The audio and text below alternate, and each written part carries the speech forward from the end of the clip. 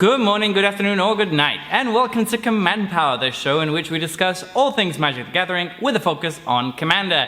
And today we have an exciting new deck tech for you where I'm going to be talking about Garna, Bloodfist of Keld. But before we get started, just a quick reminder, if you enjoy my videos, it would mean the world to me if you could support me on Patreon. The link is in the description below. I'm currently growing the channel and would love to make this my full-time work, so please, if you could support me, that would mean the world to me. Anyway, if you're not familiar with Garna, Bloodfist of Keld, she is a really strong commander from Dominaria United who came out recently, although it seems like ages ago because we've had like what, 10 products since. But anyway, she is an uncommon that is going to draw us a card whenever one of our creatures dies, if it's an attacking creature, and otherwise whenever a creature we control dies, it's going to deal 1 damage to each opponent. This is a fantastic ability for an uncommon.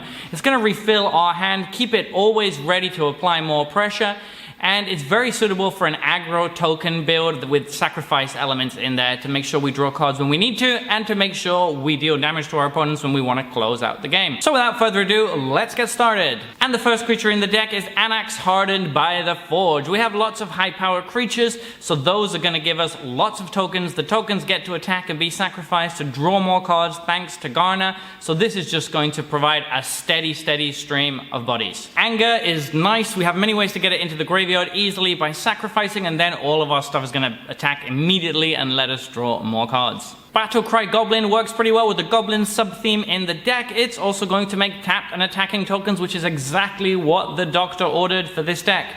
We can also dump extra mana we have into it. This just fits really well. Blood Artist is a staple in any sacrifice deck, and here it's going to let us deal a bit more damage whenever our creatures are dying, and even if we're sacrificing them to draw cards, we can still deal damage at the same time. Blood-Soaked Champion is a nice recurable threat. We can keep bringing it back as long as we can pay mana for it. So we can basically sacrifice it each turn while it's attacking, draw a card, and then bring it back later on in the turn. As a quick aside, I'll quickly remind you that you can actually attack with creatures, have them deal damage, and then before the attacking step is over, still sacrifice them, and they still count as attacking creatures, so you will still draw a card. You can basically have your cake and eat it. Carrion Feeder is great because it's going to grow really big, and it's going to put pressure on our opponents whilst also being able to just sacrifice stuff on demand. Death Tyrant is probably one of the best cards in the deck. This is a very low curve deck, but this tops out the curve at 5 mana, but it's also recurable for 6 mana, and what it does is it's going to give us a token 2/2 whenever one of our attacking creatures dies.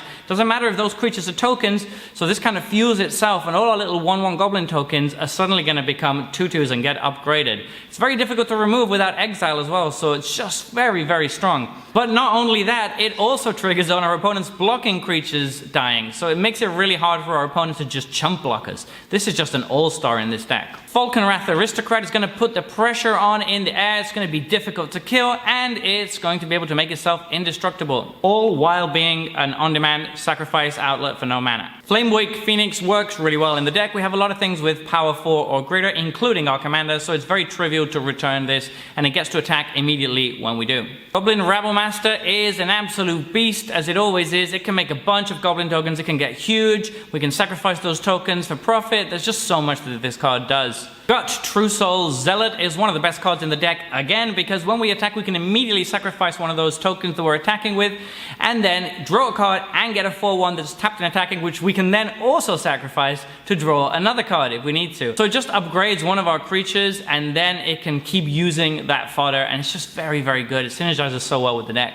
Hanwha Garrison is going to provide a steady stream of tapped and attacking 1/1s. Hellrider is one of the ways we finish the game. When we have a wide enough board, dropping this is going to mean that we're going to deal a ton of damage to our opponents. Immersturm Predator is another free sacrifice outlet that can also get in for damage in the air, and as a bonus gets to hate on opponents' graveyards a little bit, so it kind of does a lot of different things. Impulsive Pilferer is a good one to sacrifice to get treasure tokens. Later on in the game we get 4 copies of it, which we can sacrifice 4 times to draw 4 cards if we have Rada out. Jadar, Ghoul Caller of Nephalia, is going to provide constant sacrifice fodder. It gets much better than it already is when each of the tokens it creates draw you a card. Judith the Scourge Diva is going to provide a bit of a boost to most of our team. Since we're going wide, that's pretty nice. And then also whenever we sacrifice any non-token creature, she's going to deal damage to stuff. Jury, Master of the Review, is going to make it very difficult for our opponents later on in the game. It's going to grow bigger and bigger, and then when it dies, it's going to deal a ton of damage to something and probably put someone out of the game. Carter Doom Scourge goes into most of my Rakdos decks, and in this deck the trigger is even better since we're going to be sacrificing our creatures when they're attacking. It's going to be dishing out damage all over the place. This is really good. Cathari Bomber is great because it already has the built-in sacrifice to draw a card, and it gives us 2 tokens when it does it, and then we can use it with Unearth later on in the game. It just hits so many different angles. I love cards like this that fit perfectly in a strategy. Krenko Tin Street Kingpin is going to grow bigger and bigger and make more and more tokens every time. Lagamos Hand of Hatred should be trivial to turn on in this deck.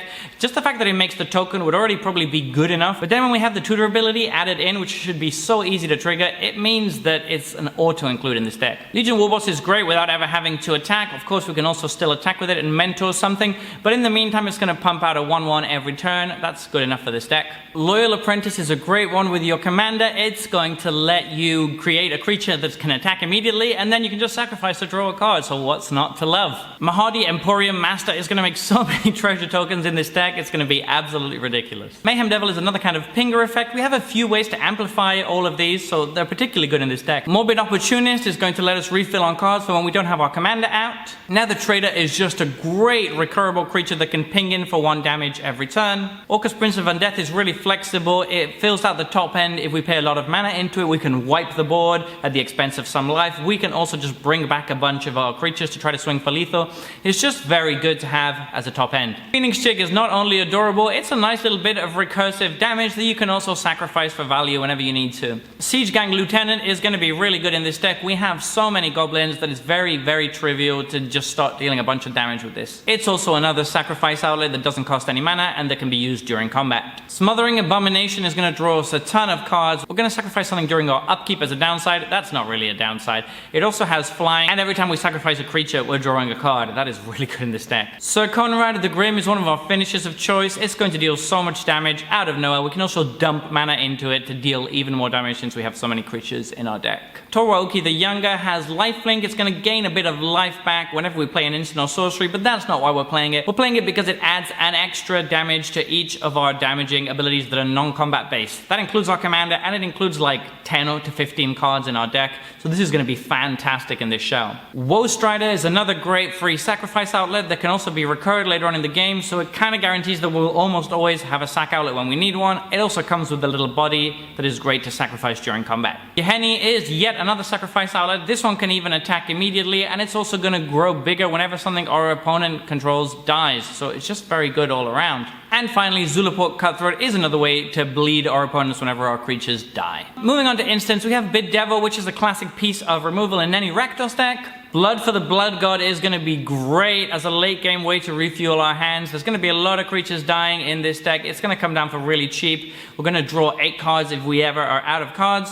And it's also going to deal 8 damage to each opponent. That is not to be sneezed at. I've lost a couple of games already to this out of nowhere. Body Count is the perfect fit for this deck. Whenever our creatures die, they're going to deal damage to our opponent if it's not an attacking creature. So anytime there's a board wipe, we're going to be pinging our opponent, and once we do, the Spectacle is turned on. So this is only going to be 1 black mana to draw a card for each creature that died under our control this turn. Chaos, Warp, and Wild Magic Surge are just nice pieces of catch-all removal. Plumb the Forbidden is a great way to sacrifice a bunch of creatures at once for value and draw a bunch of cards. Terminate is a fantastic piece of removal. Debel's Trickery lets us interact on the stack a little bit and stop some combos now and then. Tragic Slip is almost always going to be turned on because we're sacrificing so much, and -13 is no joke. And Warhost's Frenzy is a super flexible card that can either be a finisher by buffing all of our board, but can also just be another copy of Garna whenever we need to draw some extra cards. And now moving on to enchantments. Bastion of Remembrance is fantastic. It provides a body and drains our opponents whenever one of our creatures die.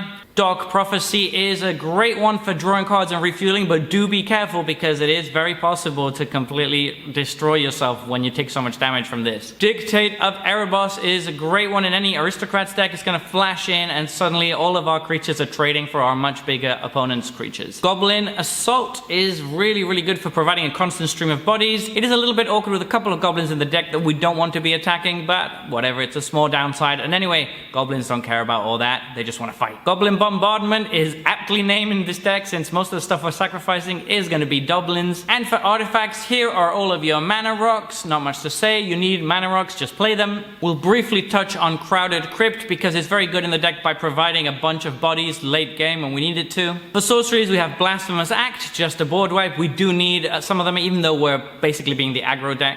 Tibalt Rakish Instigator is going to make sure that our opponents don't gain life while providing a steady stream of bodies that can either gum up the board or attack and be sacrificed for profit. And finally for lands we have High Market for sacrifice shenanigans, Kirkkeep to provide more bodies to sacrifice, Malakir Maya, which goes into most decks and is really good as usual in this one for protecting Garna to make sure that we don't get blown out. Springjack Pasture is just another way to make tokens that can be used for many different purposes. And Westvale Abbey also makes tokens and can eventually transform into a monstrosity if we have enough creatures. So there you have it. This is our Garna Bloodfist of Keld deck tech. What do you think about this deck? Are you looking forward to try it out? It can be a relatively budget list if you substitute some of the cards, so feel free to give it a spin and let me know what you think in the comment section below. I read every comment and respond to all of them too. And if you enjoyed this video, don't forget to click like or subscribe. It really helps the channel and we're growing right now. And until next time, take care.